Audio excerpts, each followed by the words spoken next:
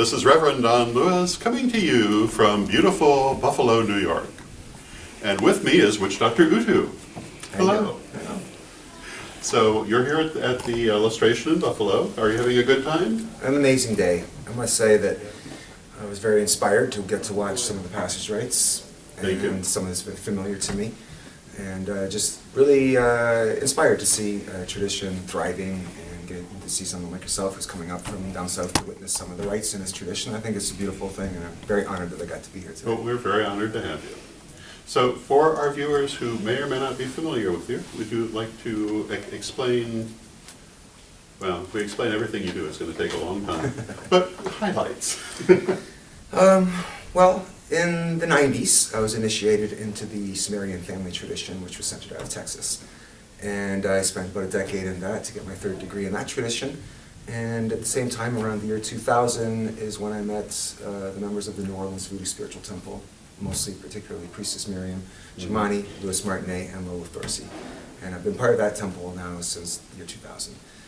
And in between year 2000 and now, I spent a great deal of time under mentorship of Prince Bamadili Bajawa, who was Yoruba Awo, who was living in Canada for quite some time. He's now returned back to Yoruba land.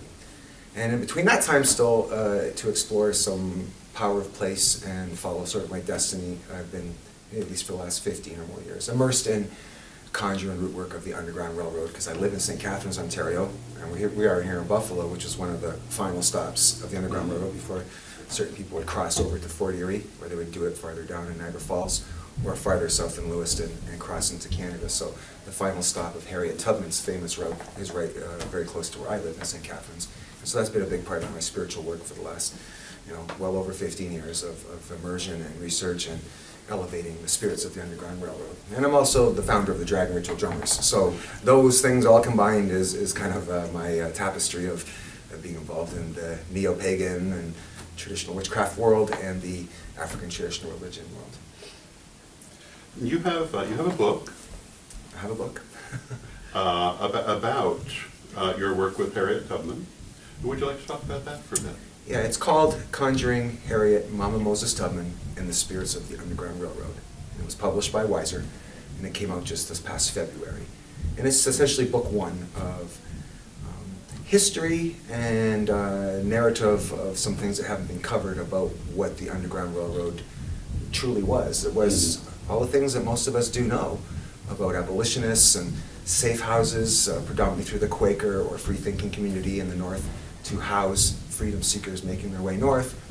But at the same time, most history and academia don't like to really focus on the spiritual tapestry that was the Underground Railroad, and a great deal of it was root work, conjure, and spiritualism.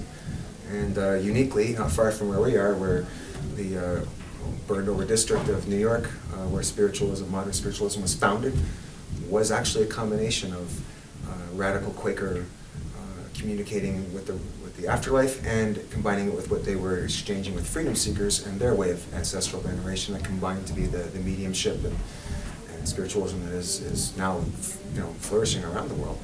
So my book is about the history of the Underground Railroad, shedding some light on the religious aspects, and then it's a hands-on as far as some experimentation I think people can do without violating any regimen of other African traditional religions, because root work and conjure is fairly there's no dogma about it, but you have to respect where it comes from. And for me, the Underground Railroad was a great way for white people, in particular, to, if they're going to delve into the African traditional religious world, that maybe they could come at it from an angle of understanding what the struggle of the African experience was, which was escaping slavery. And so that's basically the essential part of the book, and really elevating Harriet Tubman and her guise of Mama Moses as a type of a folk saint, an elevated spirit that was elevated long before I entered the scene, but I really tried to really emphasize that she's a wonderful spirit that can help illuminate someone's path, alleviate them of pain and suffering, and inspire them to keep pushing forward.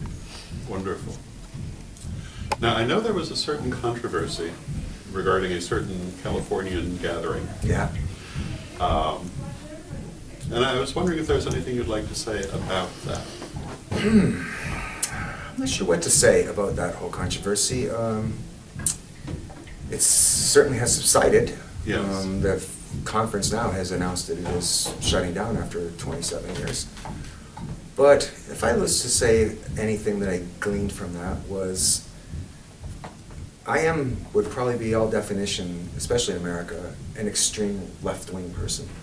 My social beliefs, and as far as my immersion and my entire social network being surrounded by the LGBTQ community, people of color, and essentially my entire fabric of my inner circle of friends and colleagues.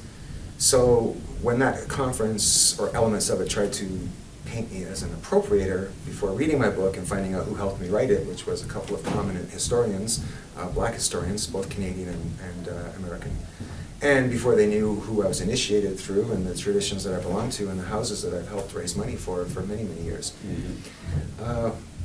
When that didn't stick, it shocked me that it was a mudsling where they tried to paint me as a homophobe and a transphobe. I don't know where any of this was coming from. No. And if anything, it taught me that this kind of weird radical left that has infiltrated into the pagan community almost seems to be more divisive than anything. And I think it reminded me that we should count our blessings in the pagan community, because as far as I'm concerned, from someone who was experienced in the 90s, and I'm a bit of a historian in our traditions because I'm grateful to be in them, the pagan community in general has always been very progressive. Even from the 70s, they've always championed the rights of race, class, sex, and I think we take for granted that we actually really are a pretty unique and very equally driven community. And I think when people are trying to really focus on how negative it is, I don't think it's serving us any good, especially if they're not really even pagans to begin with. So that whole controversy, I don't know, it's hard to define now, because it really wasn't centered in any one thing. It was just, the fact that I discovered there was a few hundred people that wanted to remove me from the scene, and they tried everything they could, and I don't really know what else to say, except that I was happy that it was all over. I felt bad for some people people of color that spoke up for me, and what they experienced from white people in general. So I found there was a lot of hypocrisy and a lot of shocking, unfortunate situations that arose from that.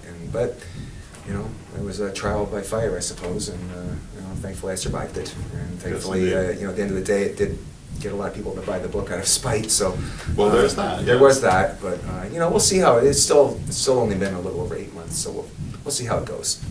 I've had the privilege of being in some of your rituals, dealing with this particular, with Mama Moses, and I thought that they were wonderful. I was very, very honored to be there.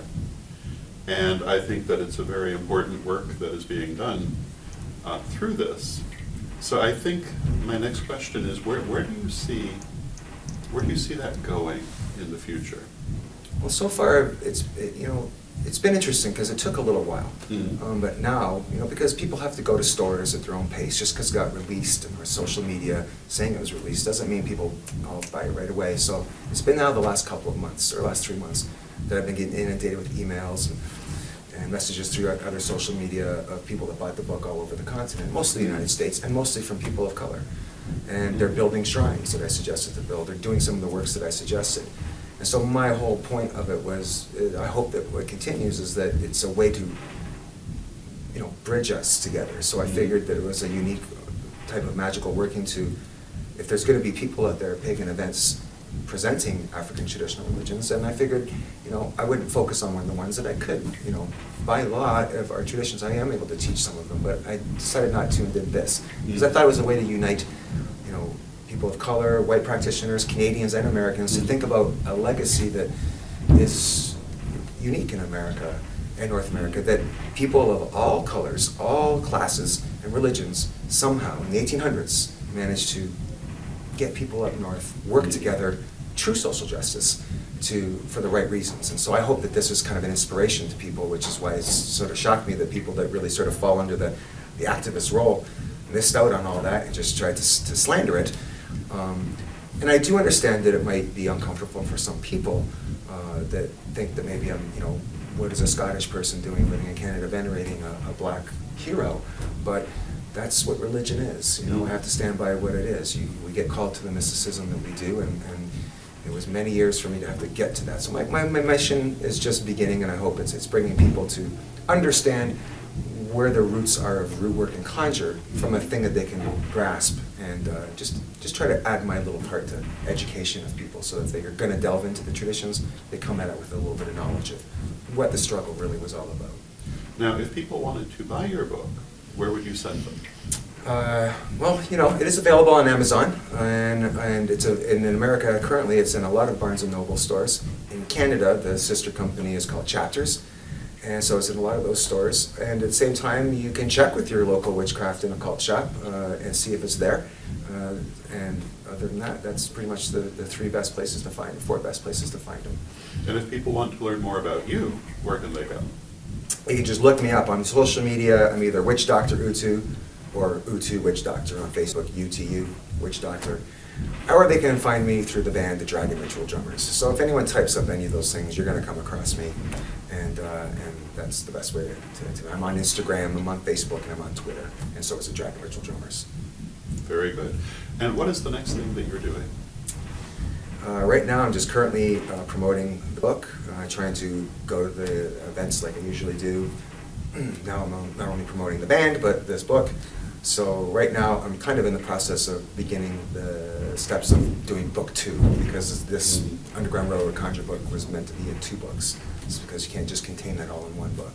So I'm just starting to put that together now, and God's willing and Spirit's willing that it'll all be okay, and publishers aren't going to be freaked out because of the controversy, right? So that's what it is. Right now, it's just mostly promoting it, getting out to events on a different vein now, because it usually was through the Dragon Ritual Drummers in the past. So now it's I'm kind of doing my own thing at the same time with the guys.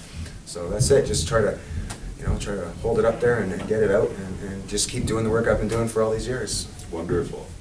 Thank you so much. My pleasure. It's wonderful to sit down and talk with you, and keep going. Yeah, I really appreciate the invitation today, and it was amazing to watch these beautiful ceremonies happen. And congratulations to your tradition and all of its amazing Thank work. you. We were very happy to have you here. Yeah, much love. Thank you.